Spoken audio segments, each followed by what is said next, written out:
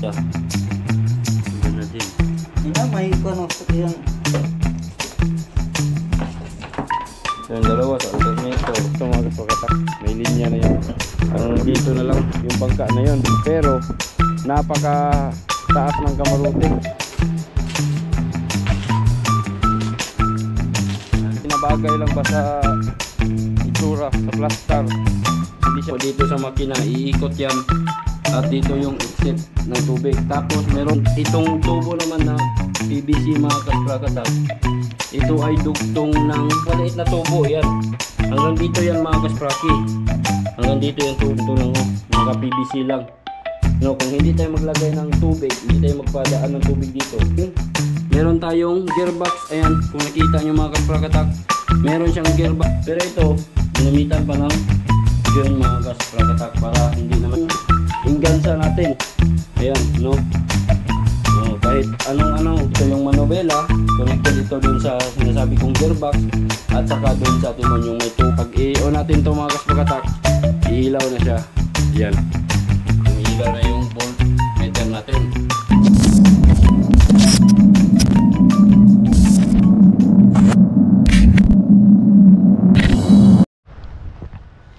Yo, what's up mga kasprakatak? Good morning, magandang umaga at maayong buntag sa tanang mga kaspraki. Alright, balik tayo dito sa bangka. Ito na yung bangka, nasa tubig na. Wala ni kuan dahil dito.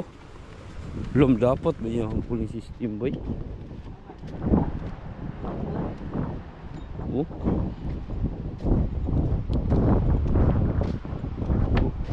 Naralagyan nito rin, wala di dala na to. Ayan, nag-install na sila ng mga kuan mga kasprakatak. Yung mga kambyo sa clutching nya, ups and down, ups. Ayun. Na dagan na nilong gabi eh. daga na yung kalutaw na Awa kalutaw gabi eh. Ayay. Ha? Bulan sa kalutaw. Ang mga kuwara pero gabi bulan sa bundok yun. Dala. Ano sabi yung buwan ni kalutaw. pang-abang bako. Ay, wala kalutaw di ay. Dito na magtiwas og kuana na yun, madalag di pulog. Aw. Pwede ron po ni karon. Wa ko'y gamuon ron. Suga. Tanpa na rin. Ha? Ano? Ano na nagklaro? Magas pagkatang meron ng cambio at clutch. Cambio, clutch. Yan. Katong bagisa. Tapos yung manubela. Doon na din. Ina, may kono pati yung ano na dia? Kanayahang ko andana lagi dyan pabut dana ra puna butang dong. Ignition niya aron mo naog gyud sa magpaandar. Dipi kuan atong agsa, mga bila may taot ani na balik. Ay balik ag sa manubela. Oh. Ay ipangtangtangon ipangtap ra man dito. Yung sa manubela daw na ignition ang gagamitin. Tingnan natin kung okay pa ba yung ignition nitong manubela.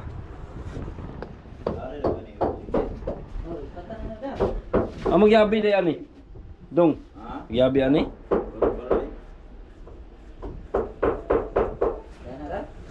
Oh, do. Parang day kanay may balik na to. Oh. Kanay balik.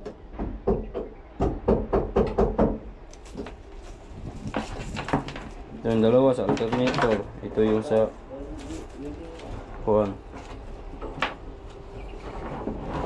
Dali lang to mga kaspakatak. So dahil wala pa tayong wire, bili muna tayo ng wire ngayon para wiring. Kapag wiring tayo ng mga ilaw. Ito meron na, okay na to mga kaspakatak. May linya na yan. Ang dito na lang at saka dun sa ibabaw. Total meron namang kuryente, makapagbutas tayo dun sa ibabaw. Butasan natin yan para makapagpadaan tayo ng mga wire ba. Alright, sa wakas nakalutang na din yung bangka natin. Yan o, ang ganda, ang lapad, no? Sa tingin ko mas maganda ito sakyan compared dun kay Dumsi ni Salong Uno. Kasi si Salong Uno mga kaspakatak, napaka likot nun, malakas yung mga giwang-giwang yung bangka na yun mga kaspakatak. Compare dito kasi yung kamarote niya ay mababa lang, at tapos yung mga kahoy na ginamit ay hindi masyadong mabigat yan. Yung kamarote. Yung si Salong Uno, ganito lang din yung kalapad yung bangka na yun, pero napaka taas ng kamarote. Kaya sobrang galaw, magalaw talaga ang bangka na yun. Kung meron kang mga gamit na ilagay dyan sa loob ng kamarote, pag hindi mo nilagay sa sa secured na paglalagyan, ay siguradong laglag. Yung ko nga, yung nung sumama ako, nalaglag yung ko mga kaspakatak, yung tumbler ko. Napakamahal naman, napakamahal yung tumbler na yun, na yung kuan, nabasag yung takip mga kaspraki, nabuak ba, naliki. Sayang, napakasayang, mahal pa naman yung bili ko ng tumbler na yun. Nilalagayan ng tubig ba, grabe na buak, kaya hindi ko man nalagay ng maayos. Yun, pag kiling-kiling, goodbye tumbler. Buti lang meron ako reserbang taklo.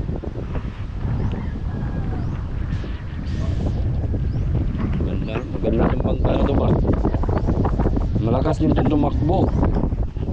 Tatakbo ito ng mga 10 knots siguro, or 10, yung mga ganun, 10, 11. Mabilis to mga kaspraki.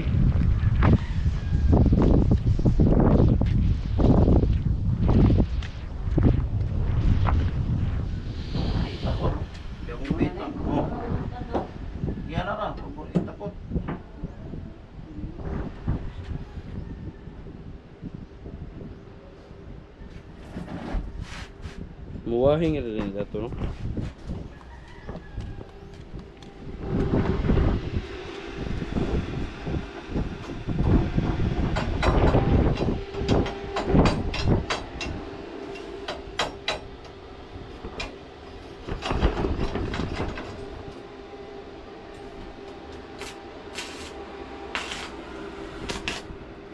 Ay, babag ya.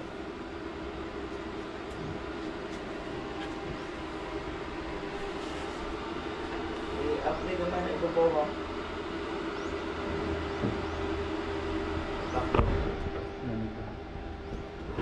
Right, so babalik naman tayo mga kaspakatak. Bibili muna tayo ng wire at para simulan na natin yung pag-wiring dito. Meron na naman tayong mga switch. Okay na yung switch na yan.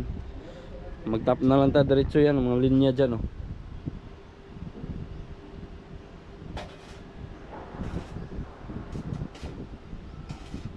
Baterya ni sa ubos, ibutang diari.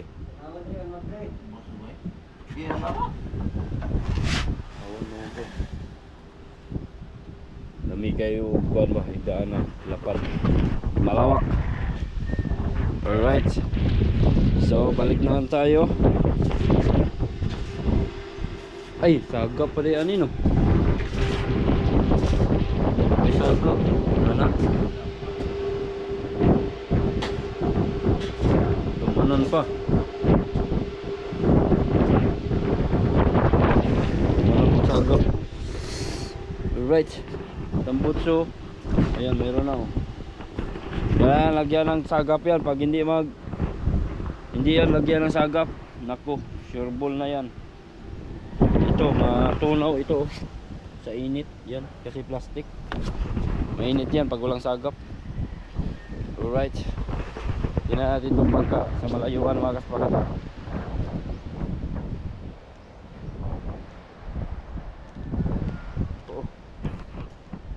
Yun, oh. napakaangas din yung forma niya. Bagay na bagay lang ba sa itsura, sa plaster.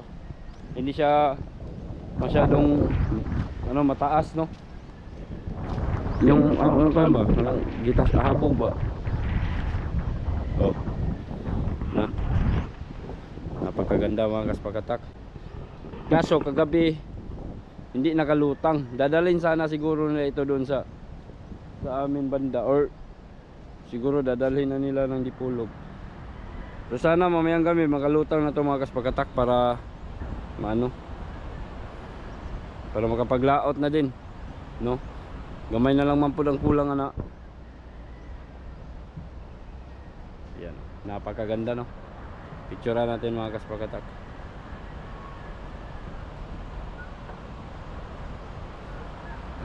Magkuha na lang ako ng picture kasi si auntie mga ilang araw manghingi din yun ng picture para sa registration nitong bangka na to. Oh, at least meron ako mga picture. Ayan, may pictures na ako. Okay. So yung mga kaspakatak, magandang umaga. Ayan, iniwan na lang akong mag-isa dito. Kaya na lang mag-isa mga kaspakatak. Kasi silang Raisan mo umalis. Meron silang kinuha. So update lang tayo mga kaspakatak. At hindi na rin ako nag-video sa pag-wiring ko nitong mga wire dito sa ilalim mga kaspakatak. Ayan, meron na tayong ilaw dito sa loob. Ayan, wala pang ilaw. Meron na siyang receptacle. Dito sa ilalim din, meron na ding isa. Dito sa engine room mga kaspakatak.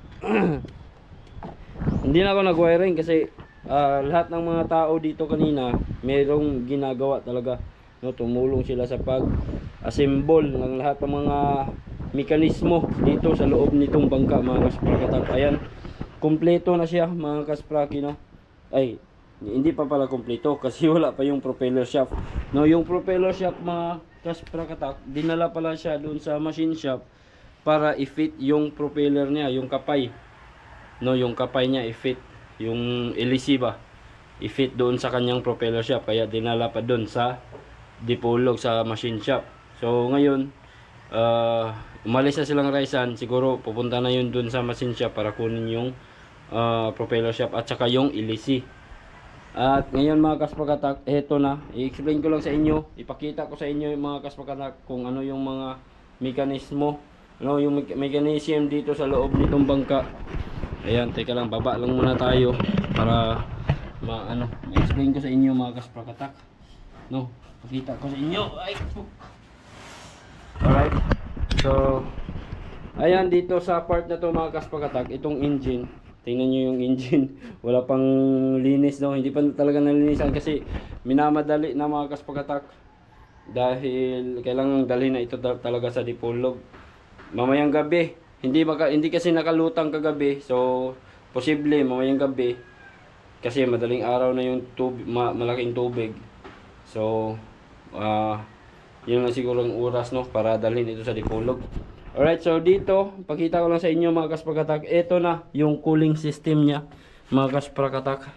Ayan, kung kita nyo may mga tubo. Pasensya na, medyo madilim. Ayan, meron tubo dito. Ito yung entrance, no, entrance ng tubig, no, patungo dito sa makina. Iikot yan. At dito yung exit ng tubig. Tapos merong naglagay ng balde dito para dito mag-exit yung tubig. Then ikot siya sa may tubo ito sa ilalim. Nakita niyo naman yung cooling system mga kaspakatak. Tapos may dugtong doon sa likuran.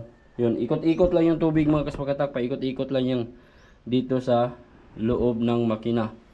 Tagos yan doon sa may tubo sa ilalim. Ayan, para hindi masyadong uminit ang ating makina mga kaspakatak, kaya meron siyang mga gantong mekanismo. Ayan, alright. So may tangki dito, tapos paikot yung tubig. Balik-balik lang yan. And then itong tubo naman na PVC mga kaspakatak, ito ay dugtong ng tambutso. Ayan, tagos yan sa ilalim. Meron siyang butas na open. Nakabukas lang yan mga kaspakatak, pero meron siyang bulb dito. Meron siyang switch. No, kapag i-on mo itong switch na ito mga kaspakatak, tatagos yung tubig mula doon sa ilalim. Tubig dagat yan ha, ang dadaan dyan. Ang dadaan nito mga kaspakatak, tubig dagat yan. Pupunta naman siya dito sa may tambutso ng makina. Ayan, ito yung dugtong niya mga kaspakatak. Ayan, ito yung dugtong niya. No, mula doon sa may yung tubo na kulay blue. Tapos itong tubo na to mga kaspakatak, kung nakita nyo medyo madilim lang, no? Hanggang dito yung tubo na yan. So yung maliit na tubo yan, hanggang dito yan mga kaspraki. Hanggang dito yung tubo na yan. So mahaba yan. Hindi siya hindi yan dyan lang yan. Hanggang dito yan para yung tubig, yung bugan nitong makina, no? Yung tubig na papasok, talagang ibubugan niya palabas doon sa likod mga kasprake. Ito yun. Tingnan nyo, no? Kung napapansin mo, kung hindi tayo maglagay ng sagap mga kaspakatak, ang ginamit lang dito na tubo ay ganito lang, oh, naka PVC lang. No, kung hindi tayo maglagay ng tubig, hindi tayo magpadaan ng tubig dito, panigurado na itong PVC, ano yan, matunaw yan. Dahil nga naman sa init ng ating makina. Kaya ganun.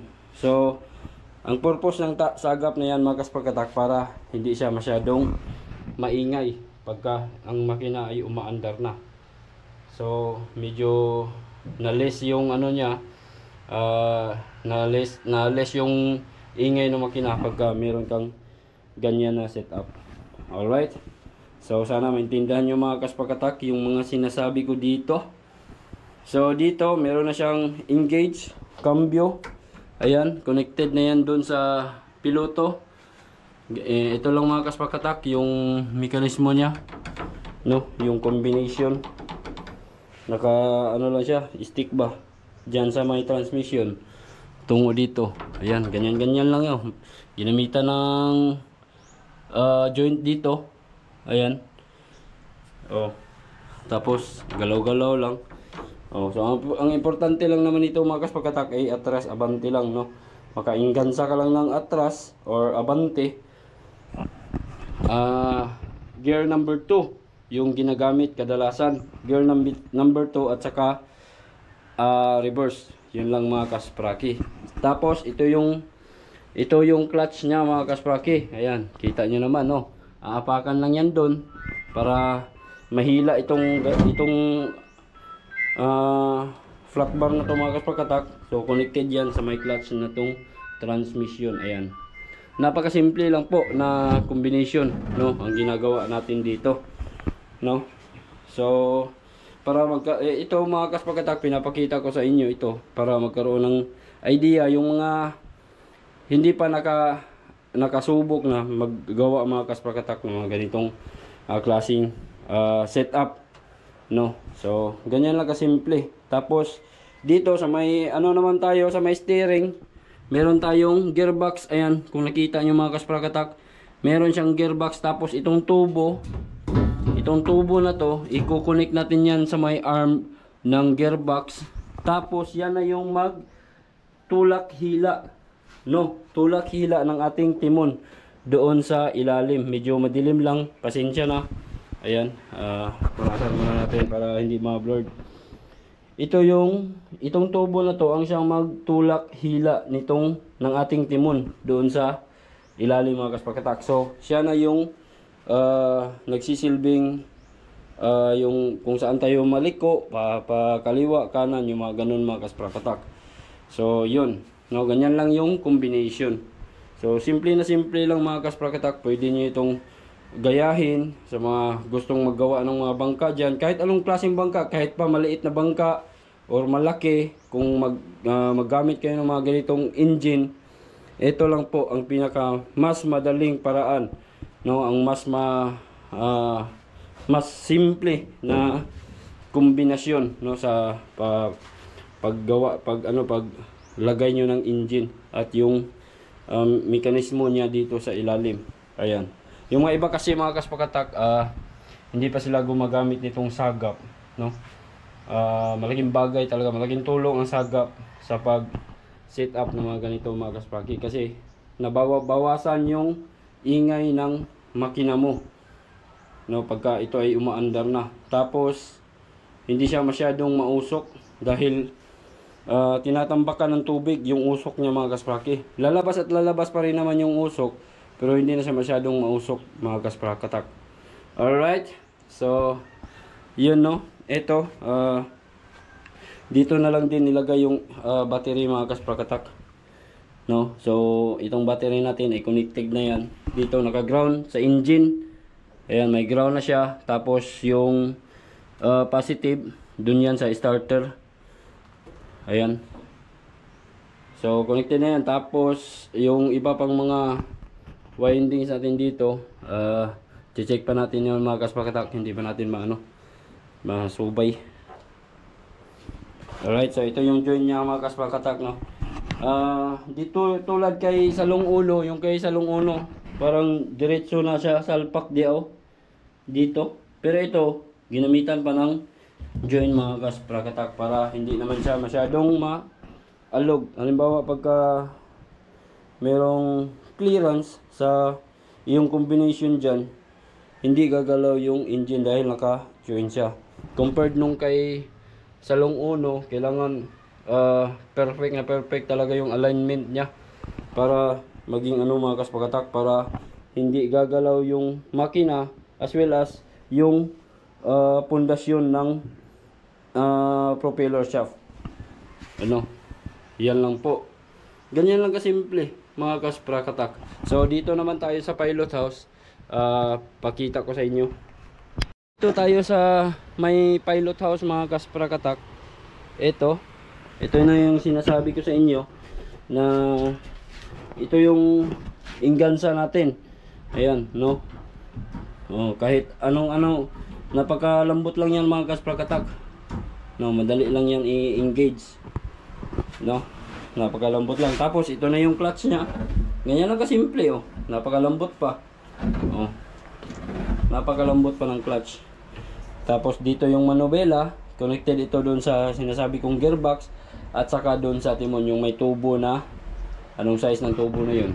1 1/2 na tubo na siyang magtutulak, maghihila ng timon para makaliko-liko yung bangka.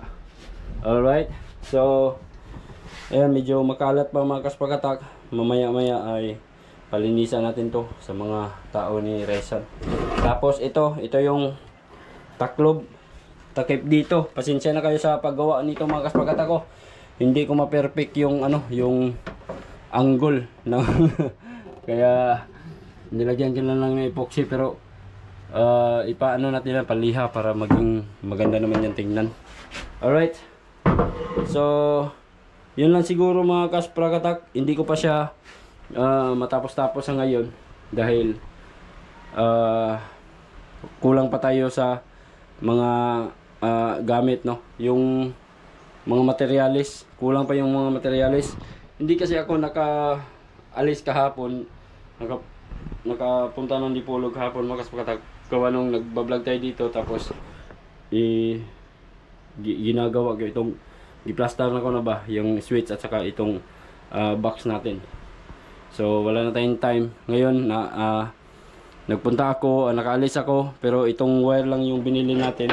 Sa tingin ko sakto lang ba ito or kulang pa, depende lang kasi mag-wiring pa tayo sa ibabaw, no, nitong bangka. Yung tower lights, lalagyan pa natin yun ng linya patungo dito sa may box. So okay na yan mga kasprakatak. Ito, pakita ko sa inyo. Ayan. So itong binilang ko mga kasprakatak, yung load natin hanggang lang siya, hanggang siyam lang yata. So meron siyang bakante kasi 12 ito dusi ito. So meron siyang bakanting 3 switch. So ang ginawa ko mga kasprakatak, kasi pag itap natin yung load doon sa ilalim, ayan, itong source, itap natin yung source, no, yung battery. Pag itap ko siya diretso, iilaw siya lahat mga kasprakatak. So ang ginawa ko, nagkuha ako ng isang switch. Ito yung switch na ito mga kasprakatak ko. Itong ibang kulay na switch. So ang ginawa ko, nilagay ko siya, kinonek ko siya sa positive nitong source natin, no, galing sa battery. Ayan. And then ito connected ito sa negative. And then nagkuha na lang ako ng isang switch para pagka maglanding si Dudoy or uuwi siya ng bahay niya, no? Kasi pag hindi na siya pupunta pa sa ilalim para i-disconnect yung itong wire. Kasi ilaw yan parati mga kaspakatak pagka naka-standby, no? Kung hindi mo bubunutin yung i-disconnect yung connection doon sa battery, no? Yung ginawa ko, nagkuha na lang ako ng isa nito kasi bakante naman yung tatlo. So itong isang switch mga kaspakatak kinuha ko galing dito. Yan, ito dito siya, yan galing yan dito. Ayan mga kaspakatak, so kinuha ko siya. Kaya pag i-on natin to mga kaspakatak, iilaw na siya. Yan, umiilaw na yung voltmeter natin. So ito gagana na din to kung meron kang cellphone na gusto kong mag-charge or malubat ka. Yan, meron na yang pwede itong makapag-charge ng cellphone. Ano? So kung meron ka namang cigarette lighter, yung sa mga sasakyan mga kaspakatak, ito meron tayong socket dito na pwede mong ilagay dyan. Ayan. So ang output natin nito mga kaspakatak ay ito, output natin dito ay 12 volts. So ito, ang output nito ay 5 volts lang dahil sa cellphone yung ano nito. Meron na siyang mga circuit dyan sa ilalim, kaya nakapagpapalabas siya ng current na 5 volts lamang. Alright, so ito 12 volts, direkta na siguro yan. So yan ang mga kaspakatak, ganyan lang kasimple. So pag i-switch natin to lahat mga kaspakatak, ayan, iilaw yan lahat kasi connected na yan. Oh, gumana na yan lahat mga kaspraki. Alright, so pag i-off naman natin to, kasi ito yung nagsisilbing main switch natin dahil kinuha natin ito mga kaspakatak, ito kinuha natin siya, no? So kumbaga itong switch na to ay konektado dito sa pinakaunang pinakaunang switch ba. Oh. So pag i-off natin ito mga kaspakatak, lahat yan mamamatay. Ayan, tingnan nyo. So yan, lahat namamatay pag i-off natin yung pinakaunang switch, dahil dito tayo nagkuha tayo ng isa dyan, kinonect natin dito sa may positive. Ayan. So sa mga electrician lang yung mga nakakaintindi dito ha. Ayan. Alright. So yun lang mga kaspakatak, no? Pag i-on mo naman natin to, iilaw lahat yan. Okay. So perfect na perfect yung gawa natin mga kaspakatak. Ayan. So dito, i-explain ko lang din to. So meron tayong dalawang bus bar mga kaspakatak, no? Ito yung para kay negative mga kaspakatak. Yung para sa mga load na natin to ha. Sa mga ilaw. So kung magkakabit na tayo, yung negative na linya dito natin ilagay. Ayan. At yung mga positive na linya dito din natin ilalagay sa ibabaw kasi naka-switch na yan. No, meron na siyang switch. Pag papatayin mo yan, naka-assign na yan lahat yung switch dito, oh. Diyan. Kung magpapatay ka dito, so syempre yung load natin ay kung nakapatay yung switch niya, hindi yun sisindi. Alright. So sana maintindihan nyo mga kaspakatak. No, shout out sa mga banggiitang electrician dyan. Alam ko alam nyo tong ginagawa ko, no? So mga hindi alam, makinig na lang kayo. Alright. So yun mga kaspakatak, siguro alis na ako dahil babalik pa ako. Pupunta pa ako ng Dipolo ngayon mga kaspraki dahil bibili pa tayo ng ice. So andito na tayo sa dagat, oh. Nakadungaw na sa dagat itong bangka. Kulang na lang itong ipausog doon sa malalim. So yung malaking tubig mga kaspakatak, mga bandang alas 12 o alauna ng madaling araw pa yung pinaka-peak na tubig ng high tide. Ngayon low tide pa, kaya nakapatong pa talaga sa mabaw, sa balas itong ating bangka. Alright, so yun lang muna mga kaspakatak. Maraming salamat sa panonood at pakikinig ng aking kwentong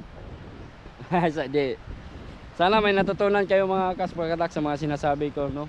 Sa mga gustong mag set up ng ganitong bangka, may idea na kayo, panoorin nyo lang itong video na to. May idea na kayo kung paano ikinabit yung engine sa ilalim, tapos yung sa mga ilaw niya, mga wirings niya, no? Sa mga nakaintindi lang, kung hindi kayo nakaintindi, mag-comment lang kayo dyan sa ibaba. Tawagan nyo lang ako para masagot ko yung mga katanungan nyo. Alright mga kaspagatak, yun lang. Ang dami ko nang sinasabi. So maraming salamat nga pala, no, sa walang sawang panonood ditong bangka. So sa wakas nahilutang na din siya. So tapos na yung mga ginagawa namin dito. Ito na yung bangka. Successful yung trabaho. Na-repair siya ng maayos. Parang bagong-bago na siya mga kaspagatak. Tingnan nyo yung mga kahoy, no? Wala pang pintura, pipinturahan pa yan. Kulang pa nga yung pintura dyan sa may kamarote. Alright, so wala na, imbis nagpaalam na, dagan pa nag-istorya. So bye bye na lang mga kaspagatak. Maraming salamat at see you na lang sa next video. Thank you so much and God bless all.